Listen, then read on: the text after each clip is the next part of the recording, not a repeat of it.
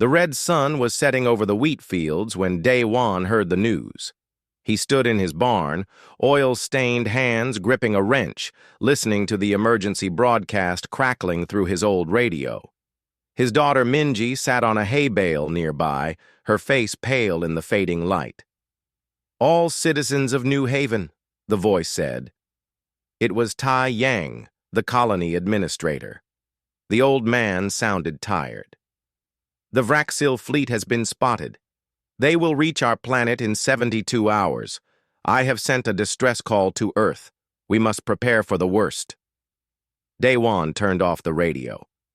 The barn fell silent except for the wind moving through the crops outside. Minji looked at him with wide eyes.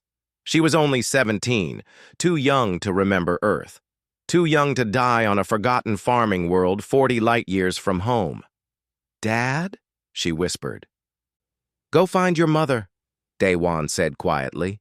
"Tell her to pack food and water, enough for a week." Minji ran from the barn. Day-Wan stood alone, staring at his hands. He had been a soldier once, 20 years ago when he first came to New Haven. Back then, the colony needed volunteers to guard against raiders and wild animals. He knew how to shoot a rifle and build fortifications. But this was different. The Vraxil were not raiders. They were an empire that burned worlds. The next morning, the main settlement filled with people. 40,000 colonists lived on New Haven, scattered across farming communities and small towns.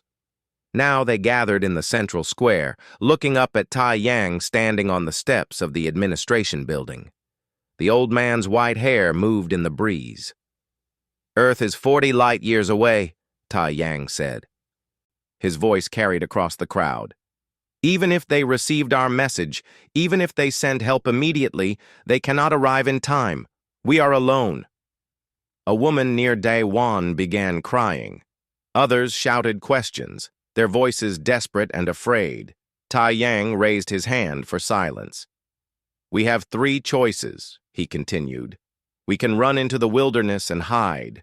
We can surrender and hope for mercy, or we can fight with what we have." "Fight with what?" someone yelled. "We have farming equipment and hunting rifles." "Then we fight with farming equipment and hunting rifles," Tai Yang replied. His voice was steady.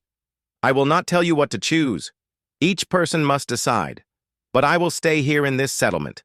If I die, I die standing." The crowd murmured. Day-Wan watched families holding each other, saw young people crying, saw old farmers with grim faces. He thought about running. He could take Minji and his wife into the northern forests. They might survive there for months, maybe years. But he had seen what the Vraxil did to conquered worlds. They hunted survivors for sport. There was nowhere to hide forever. He stepped forward. "I will help build defenses," he said loudly. Others turned to look at him. "I was a soldier. I know some things. It might not matter, but I will not wait to die doing nothing." More voices joined his. Young and old, men and women, not everyone. Many chose to flee into the wilderness that very day, loading vehicles with supplies and driving away. Day-Wan did not blame them. Fear made people do what they needed to survive. But about 20,000 colonists stayed. They began to work. The hospital became the center of preparation. Hana, a young medical technician with kind eyes and steady hands, organized the supplies. She was efficient and calm, even though Day-Wan could see the terror hidden behind her professional manner. She set up extra beds, stockpiled bandages and medicine, prepared the operating rooms. The hospital could handle maybe 100 patients at once. Day-Wan knew thousands would need help. Outside the settlement, volunteers built barricades. They used farming vehicles to create walls, stacked containers filled with dirt for cover, dug trenches around the perimeter. Day-Wan showed younger men how to create firing positions and fallback points. It was basic and crude. Against the Vraxil, it would be like paper against fire. Minji worked at the communication center, trying to boost their signal repeaters. She was good with machines, always had been. She stripped parts from abandoned vehicles, rewired systems, pushed their broadcast power to maximum. Other technicians said it was useless. Even if Earth heard them, help would never arrive in time. Maybe, Minji said, her fingers moving quickly over the controls. But they should know what happened here. Someone should know we existed. The hours passed like water through fingers. 72 became 48, then 24. The sky remained clear and blue, peaceful and terrible. Children played in the streets while their parents prepared to die. Old people sat in their homes waiting. Everyone dealt with fear in their own way. Daewon found himself standing next to Tai Yang on the final evening. The old administrator looked up at the stars beginning to appear. "Do you think they heard us?" Tai Yang asked quietly. "Does it matter?" Daewon replied. "Perhaps not, but I hope they did. I hope Earth knows we called for help. I hope they remember New Haven." The night passed slowly. As dawn broke over the wheat fields, painting the sky orange and pink, the sensors began screaming. Every screen in the settlement flashed red warnings. Minji's voice came over the speakers, young and frightened. "They are here. The Vraxil fleet just came out of faster-than-light travel above us." Daewon walked outside and looked up. The morning sky was darkening, not with clouds, with ships, hundreds of them blocking out the sun, massive and alien and unstoppable. The shadows fell across the settlement like a curtain.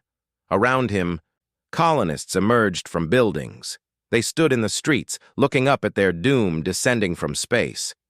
Some cried, some prayed, some simply stared in silence. Daewon checked his rifle. The weapon felt small and useless in his hands, but it was all he had. Behind him, he heard Hana opening the hospital doors, preparing for the wounded.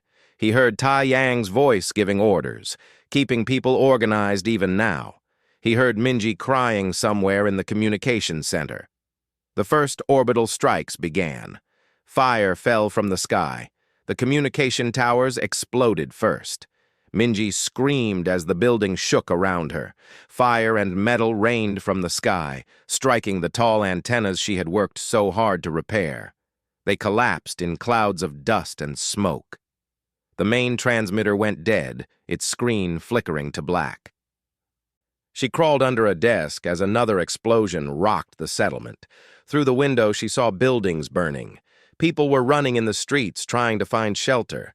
The Vraxil ships hung in the sky like dark gods, their weapons flashing with each strike. In the hospital, Hana braced herself against a wall as the floor trembled. The lights flickered but stayed on. Emergency power was working. That was good. She would need it. Already people were arriving at the doors, bloody and burned, crying out in pain. She pushed down her fear and started moving. Check injuries.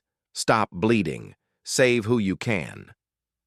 A young boy was brought in by his father. Burns covered his arms. Hana cleaned the wounds gently, wrapping them in bandages.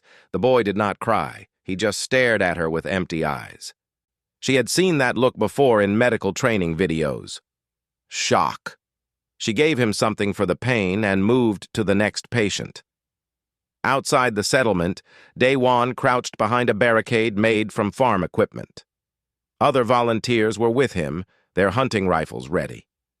They could see the Vraxil landing craft descending through the smoke-filled sky. The ships were ugly things, insect-like and covered in armor. They landed in the fields beyond the settlement, crushing the wheat that had taken months to grow. Ramps dropped from the landing craft. The Vraxil emerged. They stood twice as tall as humans, with 4 arms and bodies covered in hard shells. Their faces had too many eyes and mandibles that clicked when they moved. They carried weapons that hummed with energy. "Hold your fire," Daewon said quietly. "Wait until they are closer." His hands were shaking. He forced them to be still. The Vraxil advanced in organized lines, professional and calm. They had done this before on other worlds. To them, this was just another conquest, another species to crush. When the aliens were 50 meters away, Day-Wan fired. The crack of his rifle broke the morning air. Other volunteers fired too. Some bullets struck the Vraxil armor and bounced off. Others found gaps in the shell, dropping aliens to the ground. But there were too many. For every one that fell, 5 more came forward. The Vraxil returned fire. Their energy weapons made a sound like tearing air. A volunteer next to Day-Wan simply came apart, there one moment and gone the next. Day-Wan rolled behind cover, his heart hammering in his chest. This was not war. This was slaughter. In the administration building, Tae-Yang listened to reports coming in from all parts of the settlement. The defenses were collapsing. The Vraxil were pushing forward, herding colonists toward the center of town. He made a decision. He activated the emergency speakers. "All combat personnel, fall back to the hospital," he announced. "Civilians, evacuate south. Get the children out first." He knew it was pointless. The Vraxil controlled the sky. There was nowhere to run. But maybe some children could hide in the forests long enough. Maybe some would survive to remember New Haven existed. The Vraxil commander's voice suddenly boomed across the settlement. It came from their ships, broadcast through some kind of translation device. The words were human, but the tone was not. "Humans of New Haven, you have 1 hour to surrender. Gather in the central square. Resistance will result in immediate termination. Compliance will result in processing. You have 1 hour." Tae-Yang looked at his staff. They stared back at him, waiting for orders. He thought about surrendering. Processing probably meant slavery, but at least some would live. Then he thought about his grandchildren, about Minji fixing communication equipment, about Hana saving lives in the hospital, about Day-Wan fighting with an old rifle against impossible odds. "No," he said quietly, then louder. "No, we do not surrender." 40 minutes passed. The Vraxil tightened their circle around the settlement. They moved methodically, destroying defensive positions one by one. Day-Wan retreated with his volunteers, fighting from building to building. They were down to half their ammunition. He was not sure how much longer they could hold. Hana's hospital was full. Every bed held someone wounded. She had run out of anesthesia hours ago. She performed surgery with patients awake and screaming. Her hands were covered in blood. She no longer felt tired or afraid. She just kept working, kept moving, kept trying to save lives even though she knew it did not matter. Minji had moved to the backup communication room in the basement. Most systems were destroyed, but one short-range receiver still worked. She listened to static, tears running down her face. The Vraxil would be here soon. She wanted to find her father, to see him one last time. But the streets were full of fighting. Then something changed. The static on her receiver broke. She heard a voice, faint and far away, but definitely human. "New Haven. This is Earth's 7th Strike Wing. If anyone is receiving this, hold on. We are coming down." Minji's heart stopped. She stared at the radio, not believing. It was impossible. Earth was too far. There was not enough time. But the voice was real. She grabbed the microphone with shaking hands. "This is New Haven. We are here. The Vraxil are attacking. Please hurry." Outside, something happened in the sky. The Vraxil ships suddenly stopped firing. Their weapons turned upward. Day-Wan looked up from his position behind a burned-out vehicle. He saw the alien ships beginning to move, repositioning, as if responding to a threat from above. Then he heard it, a sound like the sky itself was being torn apart. Sonic booms crashed across the settlement, shattering windows and shaking the ground. Streaks of fire appeared in the atmosphere, dozens of them, moving impossibly fast. They were ships, small, angular, aggressive, human ships. The Earth fighters came down like meteors. Their weapons blazed, tearing into the Vraxil landing craft. Explosions ripped through the fields. The alien soldiers began to scatter, their organized advance turning into chaos. The fighters pulled up from their attack runs, climbing back into the sky to engage the Vraxil fleet in orbit. A voice came through every speaker in the settlement, strong and calm and absolutely certain. New Haven, this is Commander Jaiwan of Earth's 7th Strike Wing. We received your distress call. We are here. Hold your positions. Help has arrived. Daywan stood up slowly, staring at the sky. The fighters were engaging the Vraxil ships, moving in coordinated patterns, firing missiles and energy weapons. He saw a massive Earth carrier breaking through the clouds, launching more fighters, its guns hammering at the alien cruisers. Around him, volunteers were cheering. Some were crying. Daywan just stood there, his rifle hanging loose in his hands, watching humanity fight back against the darkness. They had come. Earth had actually come. In the hospital, Hannah heard the announcement. She looked up from the patient she was treating, saw the other medical staff staring at the speakers in disbelief. Then she laughed. It was a wild, exhausted, desperate laugh. They were not alone. The battle raged in the sky above New Haven. Commander Jaiwan pulled her fighter into a hard turn, feeling the gravity forces press against her body. The Vraxil gunship in front of her exploded as her missiles found their target. She did not slow down. There were dozens more enemy ships in the air, and her squadron was badly outnumbered. "Hyun, watch your 6, she said into her radio. "You have 2 bogies closing." "I see them," the young pilot replied. His voice was tight with concentration. Jiwon watched on her scanner as his fighter rolled and dived, leading the Vraxil ships into a canyon. He disappeared from her sensors for 3 seconds. Then 2 explosions bloomed in the valley. Hyun climbed back into view, his fighter trailing smoke but intact. Scratched 2 more. Jiwon smiled grimly. Hyun was cocky and aggressive, but he was also the best pilot in the wing. They needed that skill today. Above them, the carrier Indomitable was trading fire with 3 Vraxil cruisers. Captain Bora's voice came through the command channel, calm despite the violence. "All fighters. The cruisers are launching more ground support. Stop them before they reach the settlement." Jiwon adjusted her course and accelerated. This was going to be close. When the distress call from New Haven had reached Earth Command, they said it was impossible to respond in time. The colony was too far, the window too narrow. But Jiwon had volunteered anyway. So had her entire strike wing. They had pushed their ships beyond safety limits, burned through fuel at dangerous rates, risked tearing their engines apart. Because that was what humans did. They came for their own. On the ground, Daewon heard engines overhead. He looked up and saw rectangular containers falling from the sky, parachutes deploying above them. They hit the ground around the settlement with heavy thuds. Earth Marines emerged from buildings where they had taken cover and rushed to the containers, breaking them open. Daewon walked toward the nearest one. A Marine sergeant noticed him and waved him over. The sergeant was young, maybe 25, with hard eyes and movements that spoke of combat experience.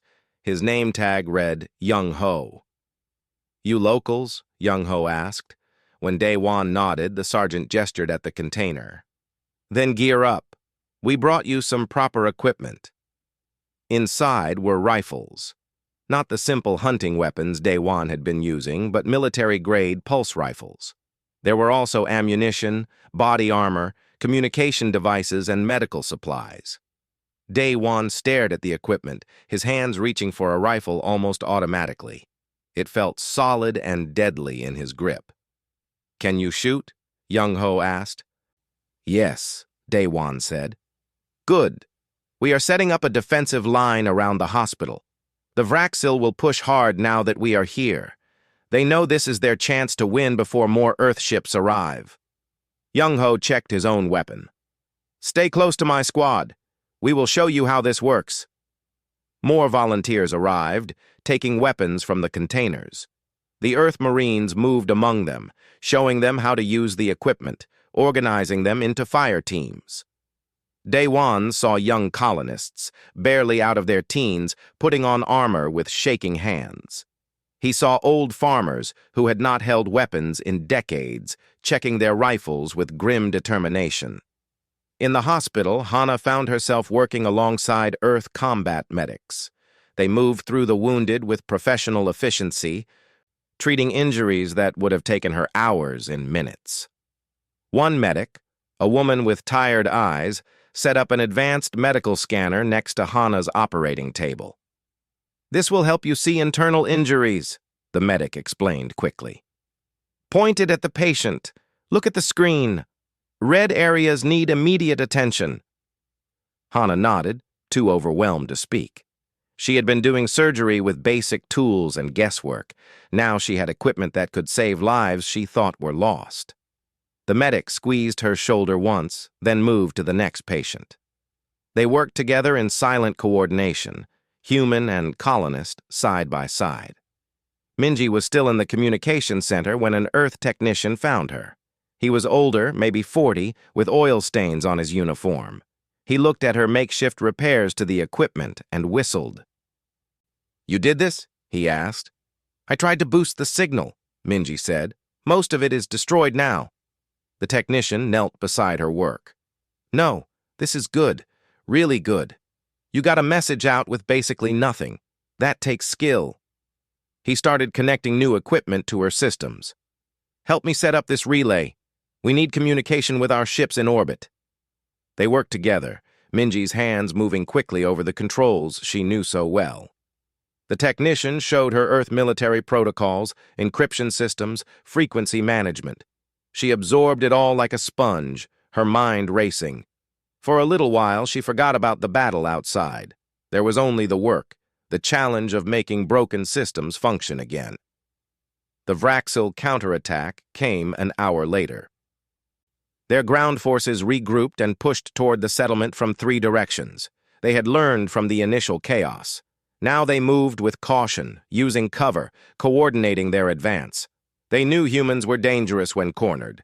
Day-Wan fired from a defensive position behind reinforced barriers. The pulse rifle kicked against his shoulder, its energy bolts tearing through Vraxil armor. Next to him, Young-Ho was calling out targets, directing fire, keeping the defense organized. The Marines fought with brutal efficiency, but even they were being pushed back slowly. A Vraxil energy bolt hit the barrier next to Day-Wan. The impact sent concrete fragments flying. One struck his arm, cutting through his jacket. He felt blood running down to his elbow but did not stop firing. There was no time to stop. Above them, the aerial battle intensified.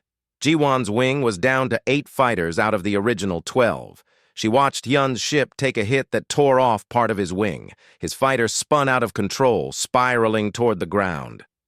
She saw the ejection system fire, watched the parachute deploy. Hyun would survive the crash, but he was out of the fight.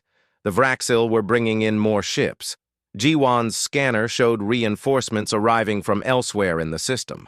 They had called for help too. This was becoming a major engagement, and Earth forces were heavily outnumbered. Captain Bora's voice cut through the chaos. "All units be advised. Vraxil reinforcements are entering the system. We are now facing 6 capital ships and approximately 80 fighters." Ji-Wan did the math in her head. The Indomitable was already damaged. Her strike wing was down to 8 fighters. 3 Earth destroyers were engaged in orbit, but they were taking heavy fire. The odds had gone from bad to impossible. "Indomitable, this is Ji-Wan," she said into her radio. "Captain, we should consider evacuation. Get the colonists on ships and break orbit." There was a long pause. Then Bora's voice came back, steady as stone. "Negative, Commander. We did not come all this way to run. We hold the line here." Ji-Wan felt something fierce and proud rise in her chest. "Understood, Captain. Strike wing will continue engagement."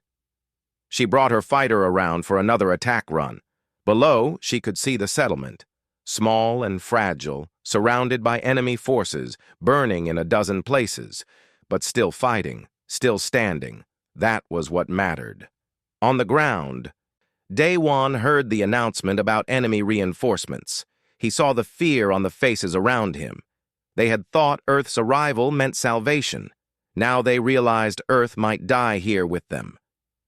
Then he saw Commander Jiwan's fighter streak overhead, firing at a Vraxil gunship. The enemy ship exploded, raining debris on the battlefield.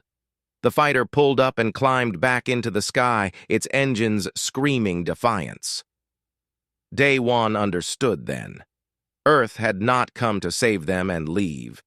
Earth had come to fight beside them until the end. He stood up, ignoring the pain in his wounded arm. "Keep firing," he shouted to the volunteers around him. "They came for us. We do not let them down."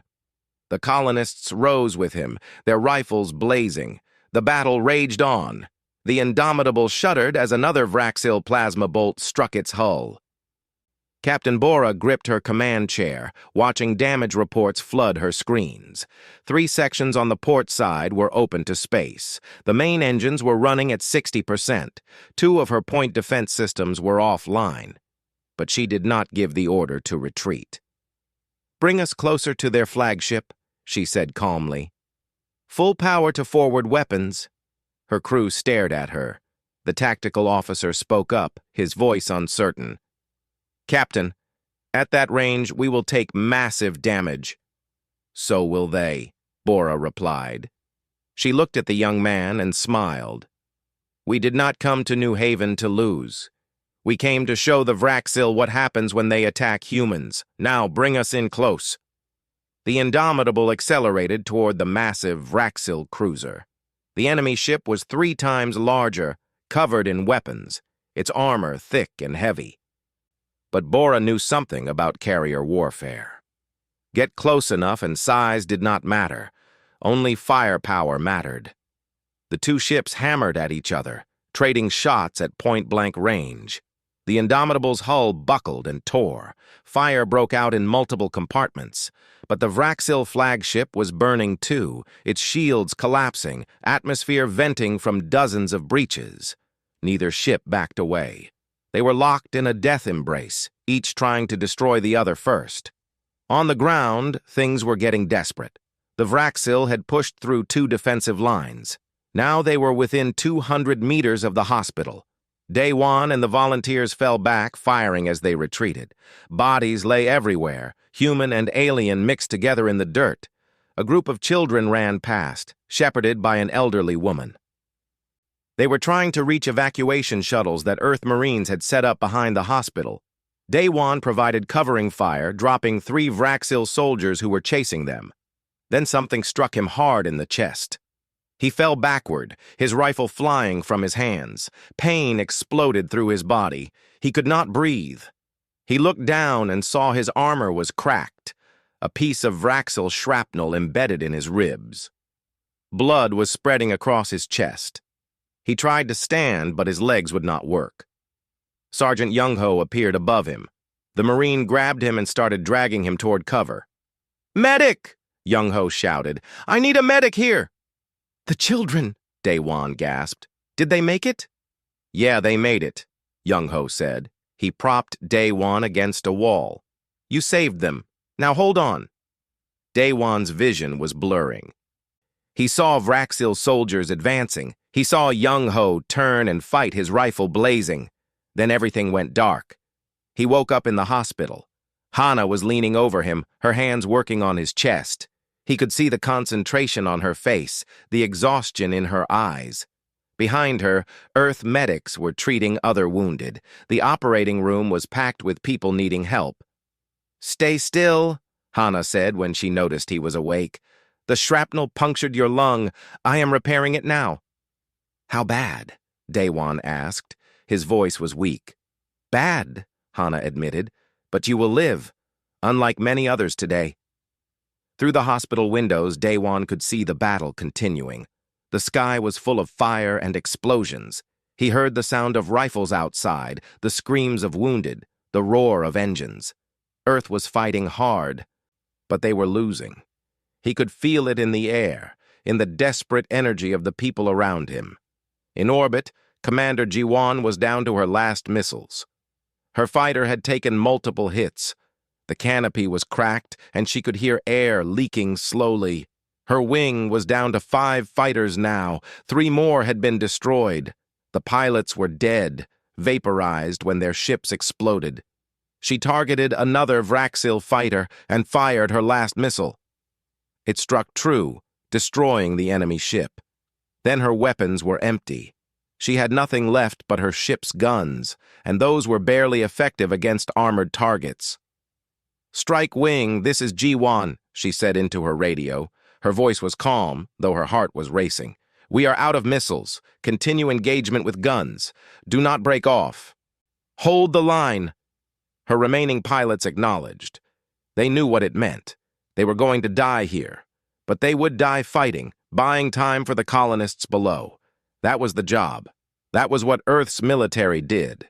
They stood between their people and danger, no matter the cost. Then something changed. G1's sensors suddenly lit up with new contacts. Massive contacts. She looked at her screen, not believing what she saw. Her radio crackled with a new voice, deep and authoritative. "All Earth forces, this is Admiral Sung of the 3rd Fleet. We have arrived. Stand by for fire support." The sky above New Haven filled with ships. Not a single carrier and a few destroyers. An entire fleet. 20 warships emerged from faster-than-light travel in perfect formation. 4 carriers, each launching fighters by the dozens. Cruisers and battleships, their weapons systems already charging. It was the largest concentration of Earth military power G1 had ever seen. "All units commence attack," Admiral Sung ordered. "Show no mercy." The 3rd Fleet opened fire. The space above New Haven turned into a storm of weapons. Missiles streaked toward Vraxil ships by the hundreds. Railgun rounds, moving at a fraction of light speed, punched through alien armor like paper. Energy beams carved through hulls, venting atmosphere and bodies into space. The Vraxil fleet tried to respond, but they were caught completely unprepared. They had been focused on the ground battle, on destroying the single damaged carrier above the planet. Now they faced overwhelming force. Earth fighters swarmed over them like angry insects, coordinated and deadly. On the ground, every Earth soldier and colonist heard Admiral Sung's voice. They understood what it meant. Help had arrived. Real help. The kind that changed everything.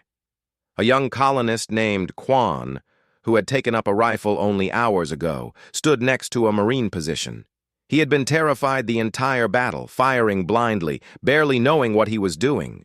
Now he saw Earth ships filling the sky, saw their weapons tearing apart the alien fleet. Something changed in his chest. The fear was still there, but something else rose up with it. Determination, courage. He aimed his rifle carefully at a Vraxil soldier and fired. The shot struck the alien in a gap between its armor plates. It fell. Quan worked the bolt on his rifle and aimed at another target. He was not shaking anymore. Sergeant Young-ho noticed. He slapped Quan on the shoulder. "Good shot. Kid, keep it up." The Earth destroyers in orbit moved to support the Indomitable. Fresh fighters relieved G1's exhausted wing.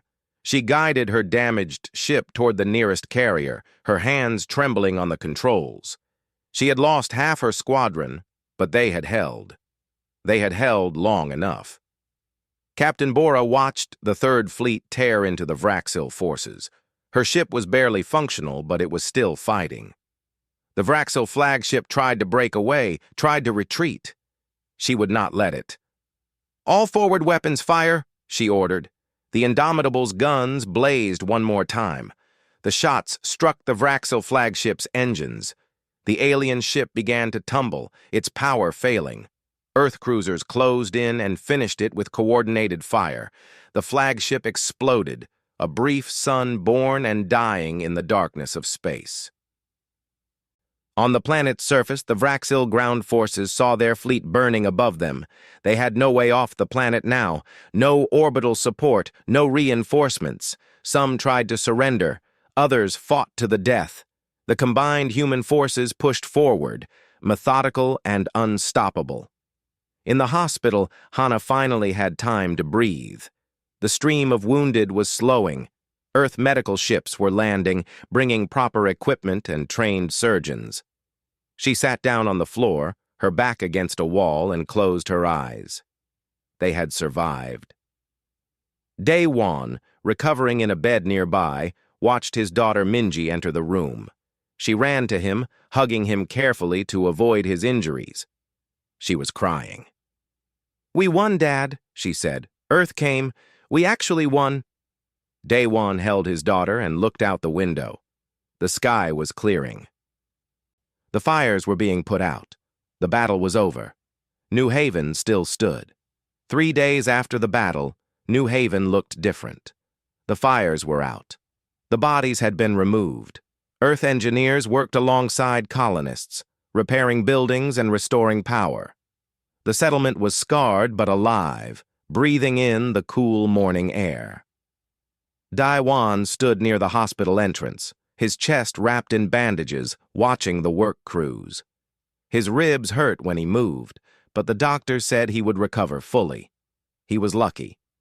847 colonists had died in the fighting. Their names were being carved into a memorial in the central square. Commander Ji-won found him there. She walked with a slight limp, her left leg wrapped from injuries sustained when she crash-landed her damaged fighter.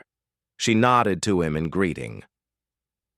"How are you feeling?" she asked. "Alive," Daewon said. "That is more than I expected 3 days ago." They stood in comfortable silence, watching the workers. Finally, Daewon spoke again. "Why did you come? New Haven is nothing.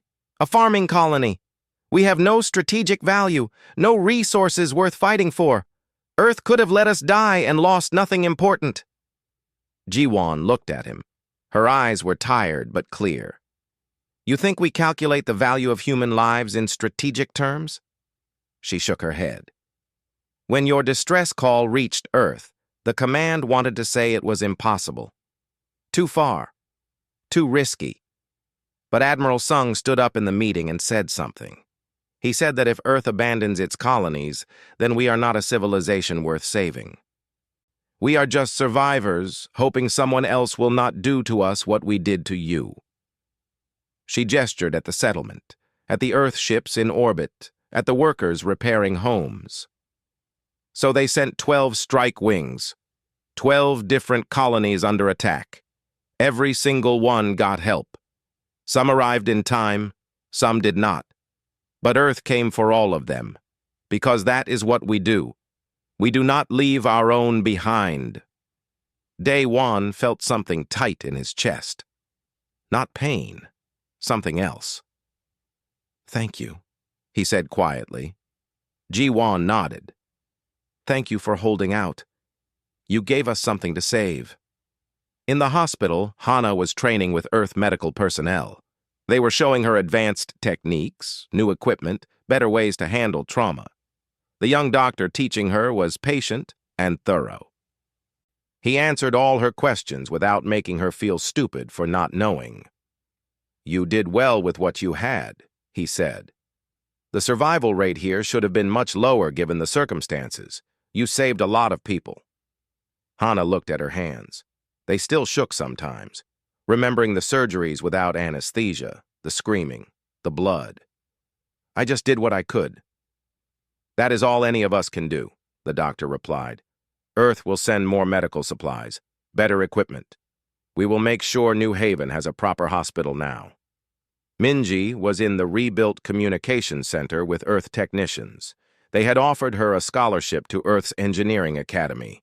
She would leave New Haven in a month, travel 40 light-years to humanity's homeworld, study at the best schools in the galaxy. She was excited and terrified. She had never left New Haven before, never been on a spaceship, never seen cities with millions of people. But the chief technician had looked at her work and said she had talent, real talent, the kind that should not be wasted on a farming colony. Her father had encouraged her to go. "You saved us," Daewon had said. "You fixed those transmitters. You got our message out. Now go learn how to do even more." Tae Yang stood in the administration building, meeting with Admiral Sung. The old colonist and the military commander sat across from each other, drinking tea that Tai Yang had grown in his own garden. "The Vraxil Empire is retreating," Sung explained. "They hit 30 human colonies. They expected easy victories. Instead, they lost 12 fleets and tens of thousands of soldiers. Our counterattack has already reclaimed 2 of the 3 colonies they managed to occupy." "Why did they attack at all?" Tai Yang asked. "What did they want?" Sung set down his teacup.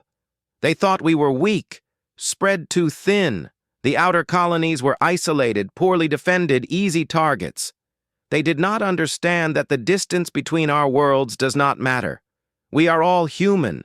An attack on one is an attack on all." "And now they understand?" "Now they understand," Sung confirmed. "The Vraxil respect strength. You do not earn their peace with diplomacy. You earn it by showing them that attacking you costs more than they are willing to pay." He looked out the window at the settlement. New Haven showed them that. Earth does not abandon its people. Even the smallest colony is worth fighting for. Tai Yang nodded slowly. "What happens now?" "We stay," Sung said. "The Indomitable will be repaired in orbit. It will become a permanent defense station for this sector. We are deploying garrison forces to all outer colonies, building proper defenses. If the Vraxil come again, they will find us ready." That evening, a ceremony was held in the central square. The memorial was finished, a tall stone wall with 847 names carved into it. Every colonist who had died defending New Haven. Humans gathered around it as the sun set, casting long shadows across the plaza. Dai Wan stood with Minji and his wife. He saw Hana near the front, still wearing her medical scrubs. He saw Quan, the young colonist who had learned courage in battle, now wearing a colonial defense uniform. He saw Sergeant Young-ho and his Marines standing at attention. He saw Commander Jiwon and Captain Bora, both wounded but standing strong. Admiral Sung spoke to the gathered crowd. His voice carried across the square without amplification. 847 lives were lost defending this colony. Their sacrifice will not be forgotten. New Haven asked for Earth's help, and Earth came. But you did not wait passively for rescue. You fought with everything you had. You held the line until we could arrive. That courage is what makes humanity strong." He gestured to the memorial. "These names will stand here forever. A reminder that no human stands alone. From this day forward, every Earth ship that passes this system will salute New Haven. Every military academy will teach about the defense of this colony. You are part of our history now." The ceremony continued with speeches and remembrances. People shared stories about the dead, about their loved ones who had fallen. There was grief and pain, but also pride. They had faced extinction and survived. They had called for help and Earth had come. As night fell, Daewon found himself standing with Commander Jiwon again. Above them, the stars were coming out. Ships moved in orbit, their lights blinking in the darkness. "One of those ships is yours?" Daewon asked. "The carrier," Jiwon said, pointing. "The Indomitable. She took a beating, but she is tough, like the people on this colony." "Will you stay?" "For a while, until my wing is rebuilt. Some of my pilots want to transfer here permanently, train your local defense force." She smiled. "Pilot Hyun already told me he is staying.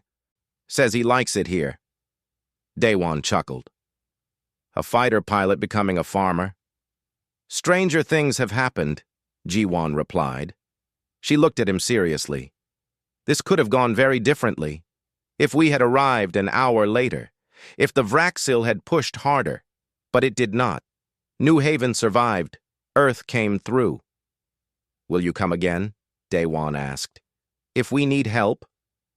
Jiwon did not hesitate. "Always. That is the promise Earth makes to all its colonies. You call, we come. No matter the distance.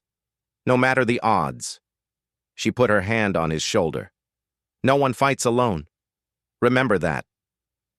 Later that night, Minji activated the newly rebuilt communication system. The transmitters reached out across space, broadcasting on all frequencies. Her message was simple, but it carried across light years, reaching other colonies, other settlements, other humans living on the edge of darkness. This is New Haven. We were attacked. We called for help. Earth came. We are still here. The message to all colonies: do not lose hope. Earth does not abandon its own. When you call, they will come. No one fights alone. The message repeated, bouncing between relay stations, spreading across human space. Other colonies heard it and responded. Their own voices joined the chorus, dozens of settlements that had been attacked, defended, saved, each one adding their story to the growing song of survival and solidarity. In the hospital, Hana finally slept in a real bed, not just collapsed against a wall between patients. Her dreams were troubled, but not nightmares. She dreamed of healing, of lives saved, of hands working together. On the carrier Indomitable, Captain Bora stood on her damaged bridge and watched repair crews swarming over her ship. It would take months to fix everything, but the ship would fly again. It would fight again. And it would stand guard over New Haven, a permanent reminder that Earth kept its promises. Daewon sat on the porch of his farmhouse, looking at the wheat fields. Much of the crop was destroyed, trampled by the battle, but some had survived. New growth was already visible in places. The land would recover. So would the people. His daughter came and sat beside him. "I am scared to go to Earth," Minji admitted. "Everything will be different, bigger, strange." "Yes," Daewon agreed. "But you will not be alone. Earth came for us when we needed them. They will help you too. That is what humans do." They sat together in the darkness, father and daughter, watching the stars. Above them, the lights of Earthships moved slowly across the sky. Protection, promise, hope. New Haven had called, and Earth had answered. The message echoed across the galaxy. No one fights alone.